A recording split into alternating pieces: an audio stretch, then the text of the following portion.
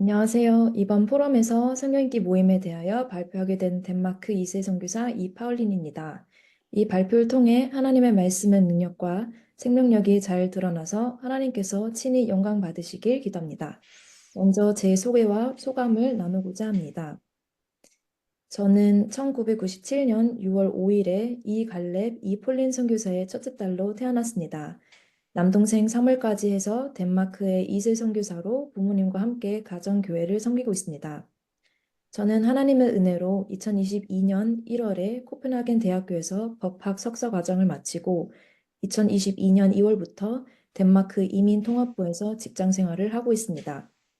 2021년 5월에 온라인 성경 읽기 모임에 초대받아 현재까지 한국어 성경 읽기와 영어 성경 읽기 모임에 참석하고 있습니다. 프랑스 장킴 선교사님의 권유로 2022년 9월부터 영어 성경 읽기 모임을 인도하게 되었습니다. 하나님께서 저를 택하시고 축복하시기 위해 저를 선교사 가정에 태어나게 하셨습니다. 저는 자연스럽게 성경 공부, 주일 예배 섬기기, 일요일 양식 먹기, 그리고 가족과의 기도 모임을 참여하며 성경을 배웠습니다. 하지만 인본주의가 강한 덴마크에서 신앙을 갖고 믿음으로 사는 것이 쉽지 않았습니다. 한 가정만 있는 교회이다 보니 같이 믿음으로 살고 응원해주는 믿음의 친구가 없어서 힘들었습니다. 어릴 때부터 성경에 대해 배운 것은 많았지만 하나님을 진실되게 알고자 하는 마음보다는 교회 사람들, 특히 부모님을 실망시키고 싶지 않은 마음이 더 컸습니다. 조용하고 내성적인 저는 동양인으로서 유럽 사회에서 인정받기 위해 공부와 세상 성공에 마음이 가득 차 있었고 하나님께 기도할 때도 하나님의 영광보다는 제 욕심을 쫓아 좋은 성적을 위해 기도하였고 하나님보다는 세상 사람들의 인정을 받고자 했습니다. 그런 저의 마음에는 하나님의 평강과 영생 대신 세상 걱정, 불안, 공허함, 정욕, 욕심과 외로움으로 가득했습니다. 하나님께서 제 가운데 고통하고 있던 저를 불쌍히 여기시고 대학 입학하기 전에 참석했던 수양회에서 저의 기도를 응답하시고 하나님을 하나님으로 인격적으로 만나게 해주셨습니다. 하지만 스스로 성경을 읽는 것을 여전히 어려워했습니다. 성경 공부와 예배 때 부모님이 정하신 본문 말씀 말고는 어떻게 성경을 읽을 줄 몰라 성경 말씀이 제 삶에 직접적인 영향을 끼치지 못했습니다. 2020년에 코로나로 인해 저는 대학 공부와 직장 아르바이트를 모두 집에서 하고 있을 때쯤 무기력함에 빠지게 됐습니다.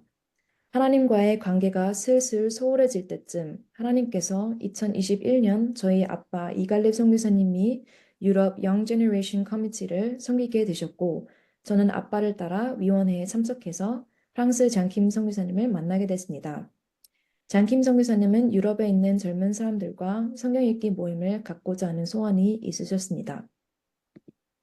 저는 그렇게 2021년 5월부터 매주 월요일 저녁에는 한국어 성경 읽기, 매주 화요일 저녁에는 영어 성경 읽기, 격주 한국어 성경 공부, 그리고 매달 연유절 심포지엄 발표 모임에 참여하게 됐습니다. 성경 읽기를 통해 다른 선교지의 2세들과 젊은 사람들, 그리고 선교사님들과 함께 성경을 쭉 읽고 함께 자유롭게 은혜를 나누는 시간을 가질 수 있었습니다. 격주 성경 공부를 돌아가며 말씀을 인도하게 되면서 말씀을 더 깊게 묵상하고 성경 선생으로 성장하는 계기가 됐습니다. 그리고 끝으로 연유절 심포지엄 발표 모임을 통해 연초에 잡은 연유절을 계속 기억하며 하나님께서 주신 방향을 기억하는 시간이 되었습니다. 저는 석사 시험 몇 과목과 마지막 학기의 졸업 논문을 앞두고 있던 상황에 이 모든 모임들에 참석하게 되었습니다. 그 전까지는 단순히 좋은 시험 결과를 위해 기도를 했었더라면 성경 읽기 모임을 통해 받은 성경 말씀에 기초한 기도를 하게 되었고 말씀이 주는 하나님의 방향을 따라 살고 싶은 마음이 생기기 시작하면서 제 학과 공부로 인해 하나님께 영광 돌리는 것이 무엇인지에 대해 처음으로 깨닫게 되었습니다. 꼭 높은 점수만이 하나님께 영광이 되는 것이 아니라 하나님의 말씀을 붙들고 믿음으로 순종했을 때 하나님이 주시는 지혜, 평강과 방향을 믿고 감사하는 삶이 진정으로 하나님께 기쁨이고 영광이 된다는 것을 깨닫게 됐습니다. 온라인 성경 읽기, 성경 공부, 그리고 연유절 발표 모임을 통해 하나님의 말씀이 제게 참으로 가깝게 다가오고 하나님의 말씀이 제 인생에 살아서 능력을 나타내고 있음을 고백합니다. 성경 읽기를 통해 받은 빌립보서 4장 6절 7절 말씀으로 졸업 논문을 완성해서 제출할 수 있었습니다. 아무것도 염려하지 말고 다만 모든 일에 기도와 간구로 너희 구할 것을 감사함으로 하나님께 아뢰라. 그리하면 모든 지각에 뛰어난 하나님의 평강이 그리스도 예수 안에서 너희 마음과 생각을 지키시리라. 또 직장 생활 시작할 때쯤 저는 큰 업무 실수를 하게 되었습니다. 어떠한 책임을 져야 할지 두려웠고, 그런 실수를 저지르고 어떻게 직장 동료들 앞에 보일지 자존심이 상해 있었습니다. 그동안 큰 우여곡절 없이 살아온 저에게는 큰 충격이 되었었고, 저는 두려움에 시달렸습니다. 그런데 그날 저녁에 있을 성경공부 본문 말씀을 묵상할 때 요한복음 16장 33절 말씀을 통해 큰 위로와 힘을 얻게 되었습니다. 이것을 너희에게 이르는 것은 너희로 내 안에서 평안을 누리게 하려 함이라. 세상에서는 너희가 환난을 당하나 담대하라. 내가 세상을 이기었노라. 그리고 학생에서 직장인으로 넘어가는 시기를 앞두고 있을 때 두렵고 힘든 일이 많을 것을 예상하며 연유절로 여호수아서 1장 9절을 잡았었는데 이 말씀을 통해 제가 어떤 상황에 있을지라도 저와 항상 함께 하시는 하나님을 체험할 수 있었습니다. 내가 내게 명령한 것이 아니냐. 강하고 담대하라. 두려워하지 말며 놀라지 말라. 내가 어디로 가든지 내 하나님 여호와가 너와 함께 하느니라 하시니라. 하나님께서 성경 읽기를 통해 제 인생의 열매를 맺어주셨습니다. 가장 중요한 것은 제가 성경 말씀을 기초해서 하나님을 깊이 알고 체험하게 하심으로 말씀의 능력을 믿고 순종하게 하셨습니다. 저는 젊은 이세로서 수동적으로 따라가는 역할만 했었는데 장김 선교사님께서 저에게 영어 성경 읽기 모임을 인도하도록 제안하셨습니다. 제가 모임을 인도하기에는 아직 성경을 잘 모른다는 생각이 들었었고, 다른 사람을 인도하는 것에 익숙하지 않았고, 너무 큰 책임이 될 것 같아서 부담스러운 마음에 망설였습니다. 하지만 제가 그랬듯이 많은 UBF 젊은 사람들이 하나님을 진정으로 알고자 하는 마음은 있지만 성경을 꾸준히 같이 읽고 나누며 격려하고 공부할 사람이 필요하다는 것을 느끼게 하시고 하나님께서 제 마음을 움직이셔서 결단하게 하셨습니다. 그리고 저는 2022년 9월부터 지금까지 유럽의 젊은 사람들과 함께 영어 성경을 읽고 서로 받은 말씀을 나누고 있습니다. 이를 통해 저는 자립적인 성경 선생, 부모님의 동역자, 그리고 하나님의 일꾼으로 성장하는 과정을 가질 수 있게 되었습니다. 2024년 초부터 캠퍼스 피싱을 가기 시작했습니다. 쑥스러움이 많은 저에게는 큰 도전이 되었습니다. 엄마랑 함께 몇 개월 매주 수요일에 캠퍼스에 가서 피싱을 하였지만 열매가 없었는데 11월 초에 피싱을 통해 하나님께서 저에게 릴리 자매를 만나게 하셨습니다. 그리고 하나님의 축복 가운데 릴리 자매와 캠퍼스에서 매주 신실하고 즐겁게 요한복음을 공부하고 있습니다. 끝으로 저의 온라인 성경 읽기 모임을 보시고 저희 부모님도 다른 작은 센터 선교사님들과 함께 온라인 성경 읽기나 성경 공부를 하기 시작했습니다.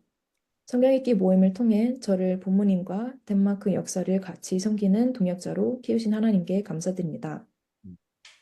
마지막으로 성경 읽기의 장점들을 공유하고자 합니다. 먼저 이 모임을 통해 꾸준히 성경을 읽게 된다는 것, 매주 참석할 시 1년에 신약을 2번 다독할 수 있습니다.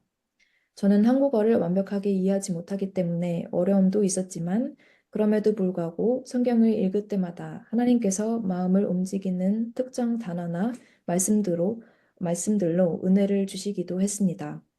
여러 사람과 함께 한국어 성경을 읽으면서 언어도 늘고 한국어와 영어 성경 말씀의 다른 뉘앙스를 볼 수 있어서 좋았습니다.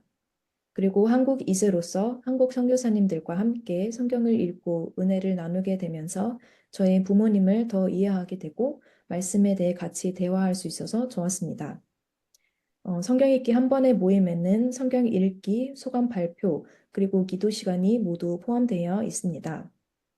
문제지나 별다른 준비물이 없기 때문에 부담 없이 참여할 수 있으며 1대1 성경 공부와 달리 읽는 양이 많다 보니 그날 성령께서 각 사람에게 주시는 말씀을 찾고 받는 은혜가 있습니다. 또 좋은 점은 믿음의 친구들과 복음에 기초한 교제를 가질 수 있다는 것입니다.